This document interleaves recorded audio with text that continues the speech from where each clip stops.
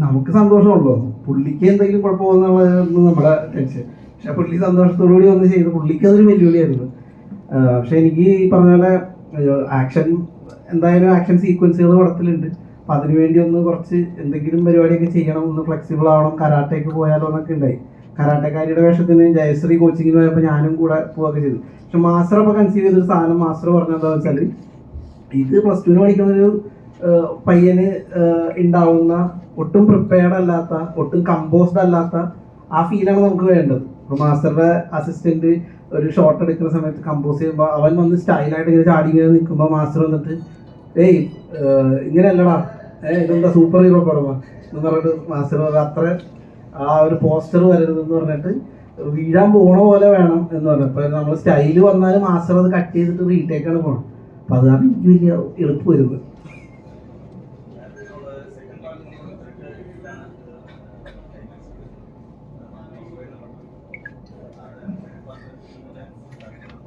ഉറപ്പായിട്ടും Peter sir ചെയ്ത മിക്ക പടങ്ങളും സെക്കൻഡ് പാർട്ടില്ലേ, ബാഹുബലി, പുഷ്പ. അതുപോലെ നമ്മളൊക്കെ സ്കൂളിൽ പഠിച്ച സമയത്ത് ഉണ്ടായ കുറേ ഇൻസിഡൻസിനെ വെച്ചിട്ട് തന്നെയാണ് ഈ ത്രെഡ് ഡെവലപ്പ് ചെയ്തത്.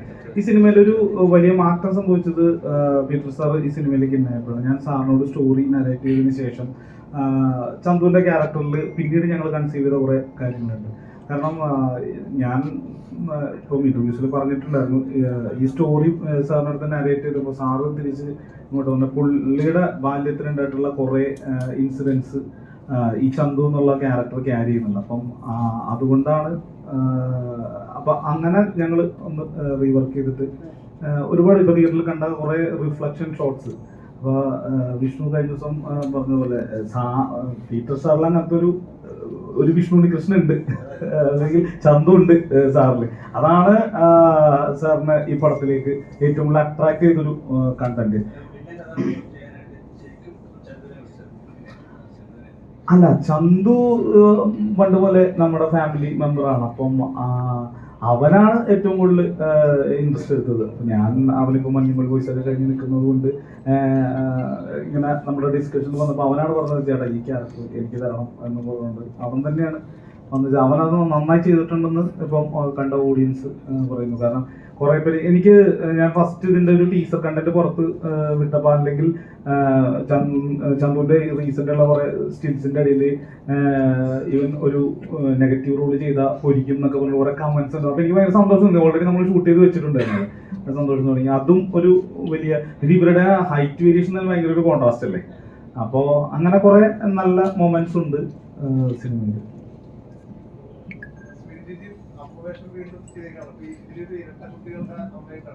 അല്ല, അമ്മയല്ല, അമ്മായി. ഒരു ചേഞ്ച് ഉണ്ട്, വിഷ്ണുവിന്റെ അമ്മായിയായിട്ടാണ്.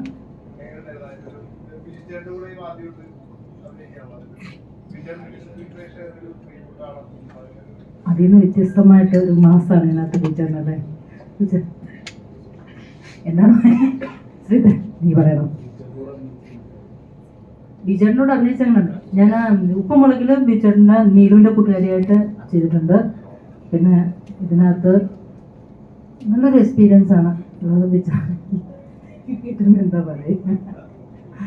പ്രസ് മീറ്റ് ശീലമില്ലേ, മറ്റേ ഇന്റർവ്യൂവില് ഒരു 2 ക്യാമറയുടെ മുമ്പിൽ തകർത്തുള്ള ശീലമുള്ളൂ. അതാണ്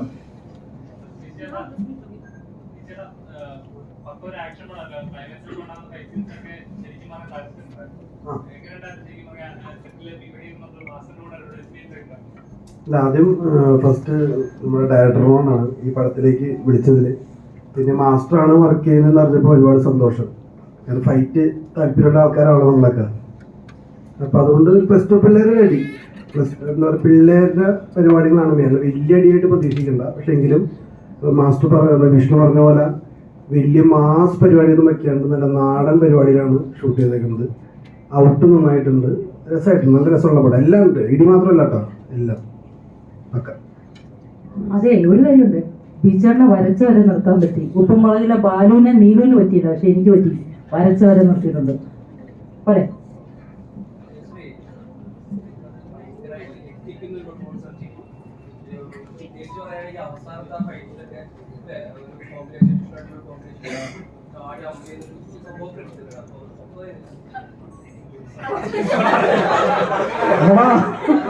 പറയാനില്ല, പക്ഷെ എല്ലാം ഇപ്പൊ പുറത്തായിട്ടുണ്ട്.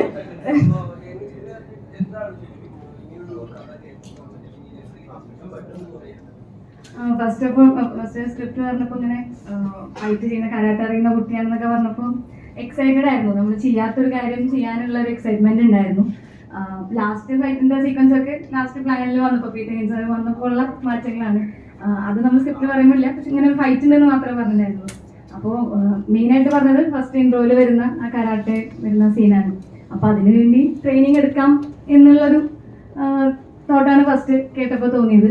ശ്രീതാരനും കൃഷ്ണനും അല്ലെങ്കിൽ ഈ പ്രൊഡക്ഷൻ ടീം എന്നെ അത് വിശ്വസിച്ച് ഏൽപ്പിച്ചു എന്നുള്ളതാണ് ഏറ്റവും വലിയ സന്തോഷമുള്ള കാര്യം. അതിന്ന് തിയേറ്ററിൽ എത്തി വർക്കായി. ഫസ്റ്റ് ആ വാക്ക് കേട്ടപ്പോൾ ഞെട്ടിച്ചെന്നൊക്കെ പറഞ്ഞിട്ടപ്പോൾ സന്തോഷമുണ്ട്. എല്ലാവർക്കും തിയേറ്ററിൽ കാണുമ്പോൾ അത് എക്സ്പീരിയൻസ് പറ്റും, വർക്കാവുമെന്ന് പ്രതീക്ഷിക്കുന്നു. നല്ല എക്സ്പീരിയൻസ് ആയിരുന്നു മാസ്റ്ററിൻ്റെ കൂടെ വർക്ക് ചെയ്യാനും അല്ലെങ്കിൽ ഈ ടീമിൻ്റെ കൂടെ വർക്ക് ചെയ്യാൻ പറ്റിയത്. മാസ്റ്ററിൻ്റെ ഇൻസ്ട്രക്ഷൻസും ഒക്കെ ഭയങ്കര ഹെൽപ്ഫുൾ ആയിരുന്നു. Thank you master. ആ സീൻ ഇപ്പം ഇങ്ങനെ ഒരു പറഞ്ഞതിൻ്റെ എന്താ പറയുക ഇൻസ്ട്രക്ഷനും എല്ലാത്തിനും താങ്ക് യു സോ മച്ച്. അതുപോലെ ശ്രീധരനായാലും കൃഷ്ണനായാലും വിദ്യ ഒപ്പം നോക്കിയത് എല്ലാവരെയും ആ ഒരു അങ്ങോട്ടുള്ള ഒരു ഗിവ് ആൻഡ് ടേക്ക് കൊണ്ടാണല്ലോ എല്ലാം വർക്ക് ആവുന്നത്. അല്ലെങ്കിൽ എല്ലാവരോടും ആ സപ്പോർട്ടിന് താങ്ക് യു. ഇപ്പം ഈ വന്ന എല്ലാവരോടും